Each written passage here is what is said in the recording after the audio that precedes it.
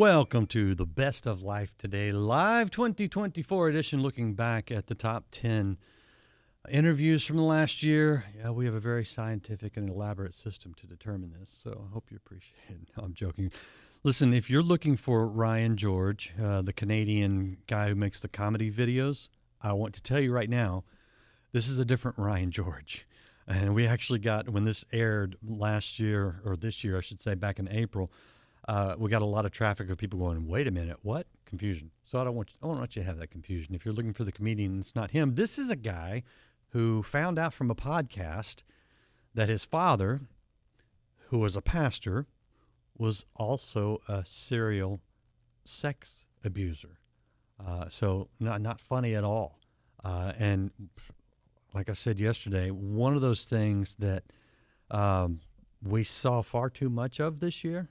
And there may be some more dominoes to fall here in 2025 coming up. You want the truth to come out, but when the truth is ugly, it's painful. And most of all, you just want the abuse to stop. Well, how did this Ryan George, get through it? His story is tough, but I think it will give you hope. Last year, a documentary came out called Shiny Happy People. Mm-hmm. That's the religious system I grew up in. And that religious system incentivizes narcissists, abusers, whatever, because there's no accountability in that system of faith.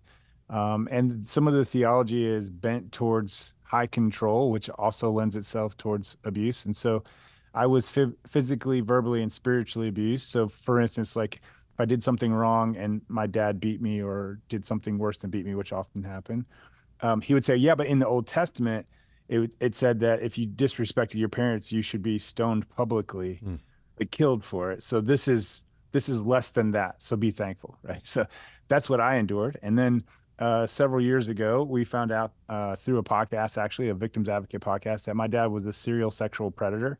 We don't know the full extent, how many victims there are, the full extent of his actions.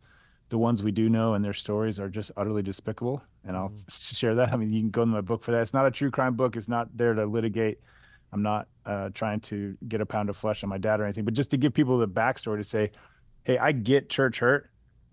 I get all the excuses you could have for why you'd want to walk away from church. And a lot of my friends have. Yeah. Even some of my family members have considered it. And to go, I get it. And I'm not minimizing that. I'm not whitewashing it. I'm not trying to get you to put any of your questions or pain aside.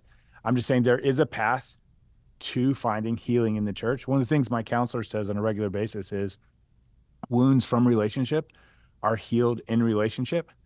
And what I'm finding, although no one's actually said these exact words to me, is that the wounds that I've gotten from church are being healed in a safe faith community. Now, I might define church differently than how it was defined for me growing up and how a lot of people who are listening and watching today might define it. But yeah, I'm finding healing in the church, not to save the church, but to save my soul. Oh, wow. Okay. We're going to circle back to that. But okay, so just to back up a little bit. So your father was the pastor of an independent fundamental Baptist church. Is that what it was? Several, but yeah, for most of my childhood, it was one in Maryland. Yes. What did that look like? I mean, was it just a church that was had a little hard edge to it, or was it really more deep cult-like kind of thing? How closed off was it? I guess it depends on the Sunday, right? Like there were days that we looked more normal. Like you could have walked in maybe on an Easter and it looked more normal.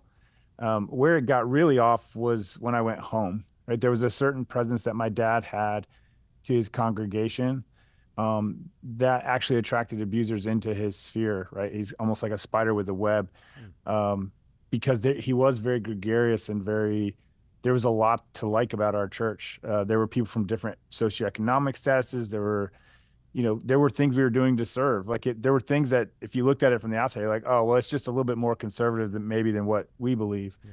But when you dig down underneath it and look at the foundational beliefs, they check a lot of the boxes for a cult. Definitely, there's a very popular term right now in counseling called high control religion, where one person has the say over a lot of people, and it's not exclusive to the Baptist faith. It's not exclusive to Mormons or Mennonites or whatever. Yeah. It can be anywhere. taken all the way to its nth, it becomes a compound, a David Koresh type situation. And I would say we were probably 60% to David Koresh. We weren't wearing matching sneakers or drinking Kool-Aid or anything like that, but there was this, uh, it was a groupthink situation where if you didn't agree with us, there's the door. Mm, okay. So at what point did you realize this was off? Was it not till adulthood, or did you rebel in your teen years? There were parts of it that I argued while I was in it, right? That was the problem. My dad, people have asked me, like, when did abuse start in your family? I say, my abuse didn't start till I started asking questions and pushing back. Uh, when I turned 13, I was taller than my dad. And I think maybe some of that had to do with it, but pushing back on some of the things we believed, some of the practices we had. But I went to a college in the same belief system, a very cult-like college. Um, yeah, I don't think it really started to shake out until I moved to Virginia. I live in the Blue Ridge Mountains of Virginia now. And my wife did not grow up in that. So I married outside of the cult, which wasn't, my parents weren't happy with that, obviously. And we started attending a church where people thought that what I grew up in was weird. So I'd be telling a story and a friend, their mouth would just drop like, wait, back up. What? You weren't allowed to walk on the same sidewalk as a girl? Like stuff like that, and you go, oh, I just thought I was a Bible nerd. I just thought I was a little bit more conservative than other people. And they're like, wait a second, your dad hung you? Like, that's a thing for discipline? I was like, yeah, I mean, I was mouthing off and he wanted to silence me. So he choked me and held me off the ground while my feet dangled till like, that's not normal, you know? And so part of that, and so I submitted myself to different classes and audiobooks and going to conferences, hearing how other churches did. I got really fascinated in my mid 20s, late 20s of like, so what I grew up in isn't normal. And thankfully I was surrounded by people who had just this winsome relationship with a Jesus. You look at the New Testament Jesus, and everybody from every end of every perspective, old and young, religious and non-religious, Jew and Greek, man and woman, old and young, everybody was fascinated by this guy. There was an attraction to him that we're told wasn't physical, right? There was just something about him that was different and winsome and attractive. And so that's the Jesus I eventually found. At what point did the word abuse enter your conversation when talking about your childhood? Like, when did you realize that's what it was? Well, psychologists will tell you that your body knows in the instant, right? Like, I knew something was wrong. I used to run away from home on a regular basis, right? And I intentionally went to a college 1,000 miles away. Like, my parents never visited me in college, right? It's like I was safe there. But being free to call it abuse, I bet you I was probably 35 years old before I was willing to call it abusive. Jeez. Yeah. Jeez. And I didn't get into therapy until I was 41. It was a year thankfully the timing worked out. It was several months before our daughter came into our lives. We have a teenage daughter that came into our life in 2015 or 2019. And as I'm trying to be her dad, I'm like, oh, wait a second. I would never say that to my kid. I would never do that to my kid. In fact, the last time my mom was in my house, I think it was the last time she was here, my daughter and I are chirping back and forth, nothing mean or disrespectful, just, busting each other's chops. And mom's like, you let your kid talk to you like that? I'm like, yeah, my kid loves me. Like, this is a good time right now. Like, she's calling me out on something I said yesterday, and she's right to call me. It's inconsistent. Yesterday I said I like this, and today I was picking on it or whatever. And so a lot of it was becoming a dad, which I had fought against because abuse is multi-generation in my family. My grandfather was beaten by chains. One of my ancestors had a book written about him being the meanest man in America or some sort of phrase like that. My dad was heavily abused. No surprise, right? It runs downhill. I was physically abusive with my sisters in high school until I say, I don't want to be this, but I was so scared I would become my dad that I had all 3 versions of a vasectomy to make sure I wouldn't make a baby. Jeez. And I wasn't pursuing being a father. I wasn't trying to adopt or foster. I was on a helicopter expedition up in Canada. I get back to civilization. My wife texts me. She's like, hey, there's a young lady that's been put in our protective care. And we just kept saying yes and yes and yes until eventually we pursued adoption, and then she became our daughter. And so I wasn't even trying to be a dad. The one redemptive thing that Jesus has used most in my life to heal from my own abuse was the thing that I was running from. Yeah. Wow. I mean, that's really cool because you are learning not just how to be a decent dad yourself, the goal of all of us, but you're learning what is real hard for people who have been in abusive situations, especially spiritually abusive, well, any kind of abuse. I mean, and that is the idea of a heavenly father, and father can be a real negative term, Mm-hmm. who is good. Mm-hmm. And I think we learn that a lot of times when we have our own children. What? How have you gotten past the bad father that you grew up with, and the heavenly father that you're supposed to think of as someone you want to have a relationship with? Well, it's that answer is two-part. One is I'm glad God's not like me either. Like I'm a better that I think my wife and my daughter tell me I'm a better dad than I have. Uh, but I still wouldn't want me being God, right? Like I'm still too little vindictive and a little insecure, and Mm-hmm. there's a bunch of things in me that aren't healed yet. But the other is Jesus said, "If you've seen me, you've seen my dad," right? Or he said my father, whatever, however you want to do it. But it's like I can't if I'm gonna fall in love with this Jesus guy as much as I have to go, oh, he's just like his dad. Mm-hmm. There's an interest, and I've lost her name, but there's a counselor out there right now, a biblical counselor, who says you can tell which part of someone's family was wounded by who they pray to when they pray, whether they pray to the Spirit, to Jesus, or the Father. And I realized after listening to that presentation that I always prayed to Jesus. Mm-hmm. I didn't talk to, and I can tell you where I was. I can tell you what mountain it was. I think I can even tell you what trail I was on when I was finally comfortable was listening to Good Father by Chris Tomlin. And I just broke down crying, talking to God. I went, hey God, I'm going to talk to the dad part right now. Like, I don't even know how the Trinity works. Like I'm still trying to wrap my brain around that, Sure. but I've talked to Jesus a lot today. I want to, and I'm just bawling. Mm. And I'm like, thanks for being a good dad when my biological dad wasn't. And that was one of the other things that I started to learn is to say biological dad. I know it sounds really weird, but what I've realized is since I've left home, I don't have a relationship with my father anymore. He created some boundaries for us that was pretty easy to follow, and uh, I have found that Jesus has brought, or God the Father, whoever, the Spirit has brought men into my life in different parts of what people look for in a father. Mm-hmm. And it's not all one person, right? I get certain things from certain men, and you know, I've got those father roles influencing me and go, oh, the Father is good because he's trying to represent the best part of him through men in my life who are acting in fatherly ways. Yeah, yeah, and that's huge. It goes back to a little bit of what I was saying at the beginning, because we all need that, even as men, regardless of how old we are. Right. So you mentioned you don't. Your father is still alive now. Is he ever? I mean, you talk about learning about some of the abuse from a podcast and a victim's podcast. Um, I mean, is that still an open-ended thing right there, or is there something going to happen? It's still a mystery, right? Because of statute of limitations, he's cut loose of some of the consequences that he deserves. Yeah. I've worked with one of the victim's attorneys. Yeah, I was like, hey, I'll help any way I can. I want justice to happen. I've talked to law enforcement. I've been interviewed by law enforcement. And I've told them everything I know. I was like, the problem is a lot of the situations that happened I was nowhere near. I lived in a different state. I'm significantly older than my siblings, and the victims were my siblings' friends. So like Mm. the ones that I know about are much younger than me. But we have some context clues of different things my dad has said. We started recording conversations with him in 2012 when we had some suspicions of other things going on in his life. And now going back and listening to him, we're going, oh, maybe the reason we moved here at the moment we did was because we were getting away from consequences. One of the churches, my dad was a Christian school teacher and assistant pastor, Oh, and they just paid geez. my dad for like a year and a half to go away and get a church plant started in another state. And the circumstances around our moving were really, looking back, there's questions now.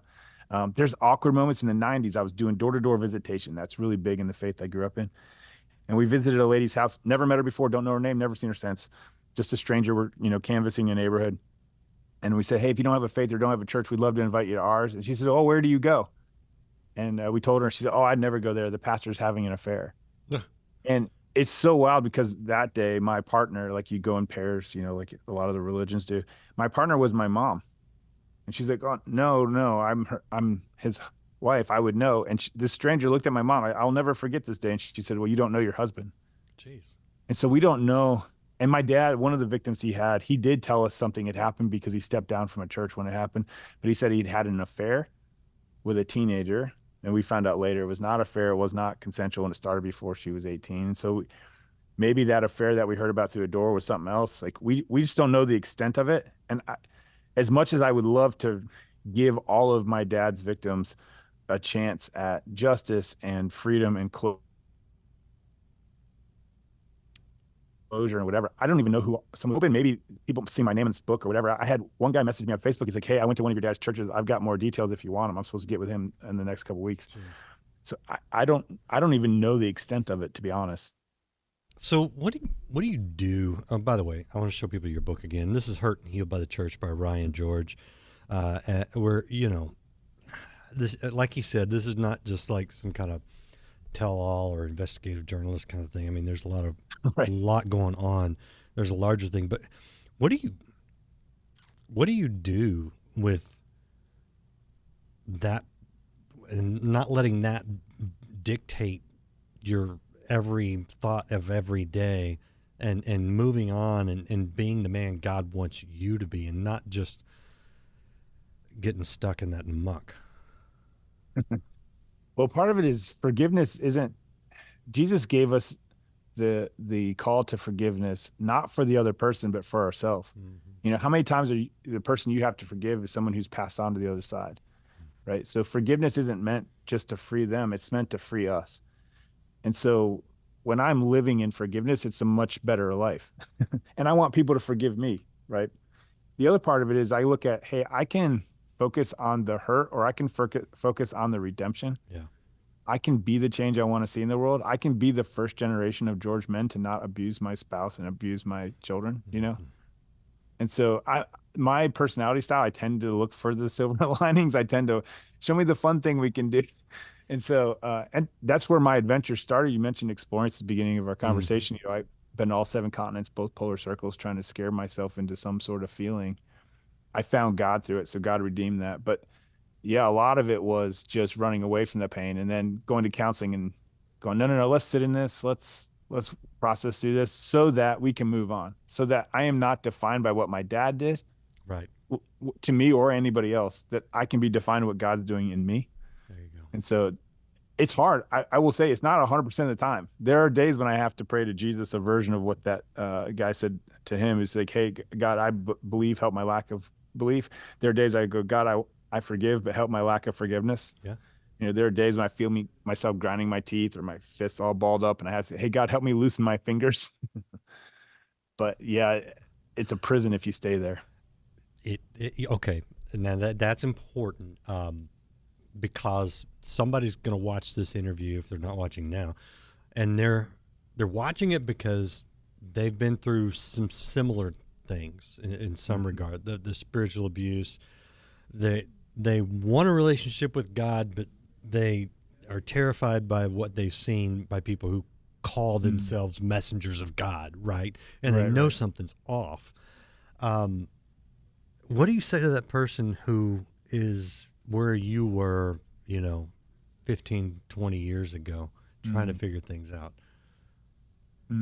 So a promise I claim all the time, and I have during my whole recovery journey, is to claim Jesus' promise that if we seek him, we'll find him. To go, hey, I may never be comfortable in a church building again, and I know people who aren't, right? But can I fall in love with Jesus? Like, can I focus on that? And so what I would tell people is, try to find a person of faith that is living the life that doesn't scream none of us are perfect, but there's a difference between perfection and hypocrisy, right? Yeah, right. Or imperfection and hypocrisy. You go, no, that person's real when they make a mistake. That person's not trying to sell me something. That person, it's the real deal. And so what happened to me is I found those people. It's kind of like if you have a favorite artist. This weekend I went to a podcast gathering, and it was all these people who were fans of the same podcast all around the country. And we were like, oh, hey, I did not know them before, but going home now I have somebody new on Instagram to follow or what have you. And it's the same thing when you fall in love with the real Jesus and you look around, you're like, oh, all these people who are attracted to the real Jesus. Yeah. Now you have a faith community, Yeah, and it yeah. may not be something that has services. It might be sitting around a fire. It might be going on ski trips together. It might be any number of things. I found it taking guys on backpacking trips or motorcycle trips or whatever and go, okay, this is a faith community. Jesus said, if two or more are gathered in my name, I'm there. Yeah. And so whether you call that church, I call that church. Yeah, well, And I mean, so, the first century church was all in houses anyway. So I mean, right. let's not get I hung talked to up one on buildings. pastor out in California, and they have a motocross ministry. And he said, yeah, last Sunday, none of us were here at this building because there was 120 of us out in the desert singing and praying together. We did a little homily, and then we rode all day in the desert. To me, that's church, right? Like, Yeah, and we do life together. There's a church out in, I think it's Montana, that doesn't even have Sunday services.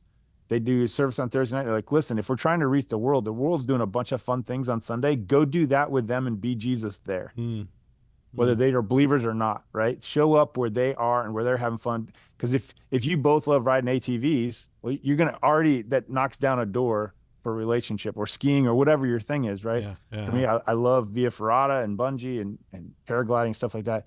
And you have these rich conversations with people that you never knew. I've had a long dinner with a stranger from Israel that I've never met before, just because we were both backpacking the same like bucket list trail together, you know. Hmm. So as you pursue the Jesus that is attractive to you, you will find other people who are attracted to that same Jesus. I like things where I keep my feet on the ground, just for the record. Okay. So we'll be clear about that. But you keep going back to this idea of connecting with people, and I think, well, we know one of the hallmarks of cult activity is a bit of isolation. Mm-hmm. And scripturally, I think you can definitely make the case that that's one of the enemy's tactics to keep us separated Oh, from for sure. God is isolation. I know a Mm-hmm. lot of people experienced that through COVID, and they've felt how damaging that was. And, we do in the United States in the 21st century, we tend to congregate in buildings, and I get that. I got no problem with that. I love my church building. But if we think that's church, we have actually missed it, because it's not Amen. the bricks, it's the people. It's not the temple is a living temple in the New Testament terms. So here's the balance that I'd love you to speak to. Yeah, okay. So don't get hung up on the building, but don't isolate. We need fellowship with believers for our healing. Is that not the experience you've had? For sure. And I would add too, like for me, if you have trauma in your past, and a lot of people do, I grew up in faith communities, especially people of my age, right? That 40 and older group, before the internet started shining lights on everybody, Right. uh, is getting a Christian counselor is Yeah. also help. Like, even if that's the only community you have, that's not isolation, right? Right. And the goal is to be expanding that circle. Jesus always had his inner three, his inner 12, whatever, but he had these broadening circles. Mm-hmm. And that's that way for every healthy person. You were mentioned before we got on there, you got this one guy, you can bear his heart, everything, right? Mm-hmm. But then you've got other guys that's like maybe 75%, and then some guys are 50%. I think we need those concentric circles. Yeah. They just may not be in a building, right? And the way I'm wired, so I follow the 9 spiritual pathways model, where there's all different ways that we feel closest to God. And mine is off the charts outdoors. It's always the number one when I take the test. Mm-hmm. So my Bible study on Wednesday nights, we meet outdoors. We meet around a fire. We meet in a picnic pavilion. We meet around a pool, wherever. And we meet at the lake, whatever. And so, and we've always been that way. There's some winters where we get snow or whatever, where cold rain in the spring, where we've got to go inside. But our cultural value is we study and talk about Jesus around a fire. Yeah. So different people be different things. Maybe it's a book club. Maybe it's serving together. My wife is very activist based. Like, she feels close to God when she's making something right in the world that's wrong, Mm-hmm. And so it can be, however we're wired, to lean into that, because you're going to find other people chasing after Jesus in the same way. I'll tell you, if you ever go to the backside of Keystone on Elk Run, you can see the Continental Divide for, it's got to be 100 miles both directions. Oh, it And feels forever huge up there. it does, right? And I have posted a picture up there on a Sunday saying, "This is my cathedral this morning," because God's. Well, He Jesus made even it. said, or God the Father said to Isaiah, he says, could any of you make me a cathedral as nice as I make for myself? Like, Right. this, there are some gorgeous cathedrals in the world. I've been in Europe, I've been in South Mhm. America. There are some incredible cathedrals. And it's our attempt, it's our Tower of Babel to try to recreate what Jesus has made. Like, go make a Yosemite. Go ahead. I'll Right, watch. right. Oh, okay. Yeah, I could go down that path. I really do. I think God, especially when you know God, you see Him in nature a lot more. Anyway, there's a lot more. By the way, Hurt and Healed by the Church. There's the book. Ryan George. It's available now wherever you get books. Audio book. You can get the digital. You can get the physical copy if you want. Anything you want to say, mention, cover that we haven't covered? I appreciate the conversation. I know there's a lot more to it, but I want to give you the last word. And I would say most of my book is not about my pain. It's about what's been redeemed. And so if you just need to have hope at all, start with the last chapter. One of my dad's victims read the book early before it went to press, and she said her advice to everybody who reads it is read the last chapter first, see how the game ends, see how the story ends, and then go back and read the hard stuff. So if you do pick up the book, wherever books are sold, start with the hope at the end, and then go back and see how I got there. I love it. And you know what, Ryan, I appreciate most of all is you living out that hope, you being a physical example of that. So thank you, sir. Thanks for saying that. Well, if you wonder if there is hope for you or anyone who is a survivor, there is. Ryan is proof of it. I've talked to many more. I know it's difficult. If you're in that position, reach out and talk to somebody. That's the first step towards healing. I hope you'll do it. You can pick up Ryan's book, Hurt and Healed by the Church. And you got to know it's not the church that heals you. It's Christ that heals you. But his design is that the church would be his hands and his feet, his expression. But it can't be an abusive church. That those two words don't really go together. So be encouraged. Have a great Christmas. Come back tomorrow. We'll find out number 8 of the top 10, and you'll see a different host on that. So looking forward to that. Have a great Christmas.